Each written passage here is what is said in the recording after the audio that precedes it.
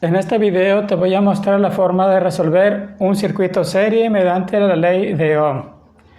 Primero, debes de tomar en cuenta las condiciones que rigen a un circuito serie para resistencias y lo que debes de tener en cuenta. Entonces, vamos a poner aquí las condiciones para un circuito serie. Primero, que para obtener la resistencia total, esto es que la resistencia 1 se suma a la resistencia 2 y así sucesivamente hasta la resistencia enésima. O sea, el valor de la resistencia se suman.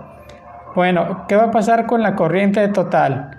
Que va a ser igual a la corriente de la resistencia 1, va a ser igual también a la corriente de la resistencia 2 y así van a ser todas totalmente iguales hasta la corriente de la resistencia, lo que se resume en que la corriente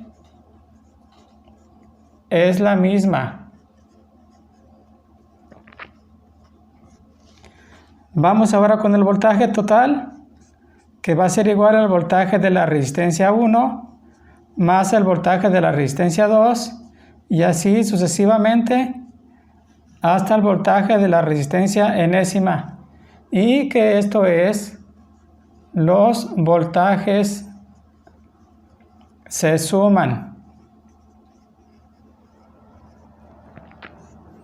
Bueno, entonces vamos a representar nuestro circuito que está compuesto por dos resistencias, una de 20 ohms y otra de 30 ohms, y obtener su circuito equivalente.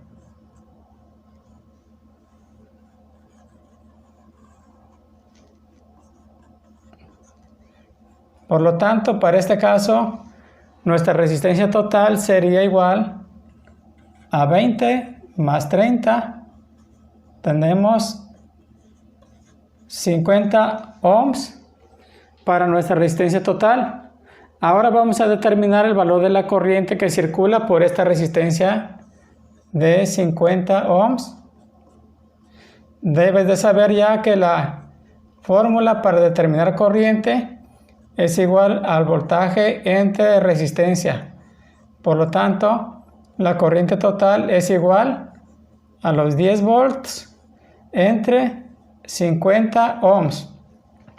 Entonces nos da un total de 0.2 ampere. 0.2 ampere que circulan por esa resistencia total. Ahora vamos a determinar el valor de la potencia total. Y la fórmula para determinar potencia es igual voltaje por corriente. Para este caso, potencia total es igual a 10 volts por 0.2 ampere. Tenemos una potencia total de 2 watts. 2 watts. Bien.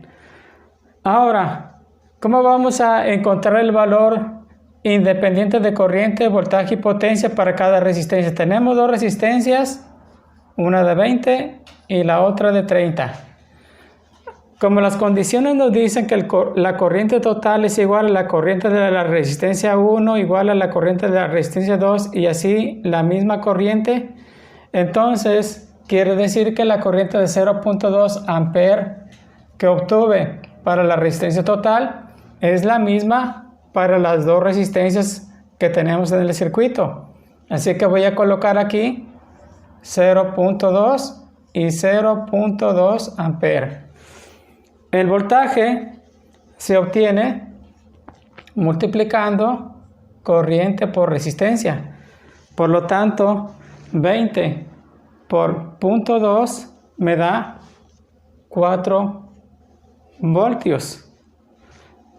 En el caso de la resistencia de 30 ohms, vamos a multiplicar 30 por 0.2, que me dan 6 voltios.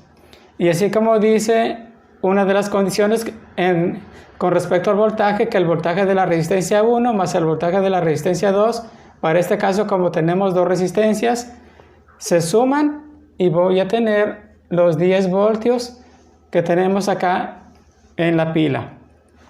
Para la potencia vamos a multiplicar los 0.2 amperes por los 4 voltios, que nos da una potencia de 0.8 watts, mientras que para 0.2 por 6 me da 1.2 watts. Y la potencia también se suma. Si yo hago la suma de potencias de 0.8 y 1.2, me va a dar un total de 2 watts, que es exactamente lo mismo que obtuve acá en el circuito total. Pues esto es lo que se hace para un circuito serie de resistencias mediante la ley de Ohm. Si te ha gustado este video, comparte con aquellas personas a las que les puede servir. Muchas gracias.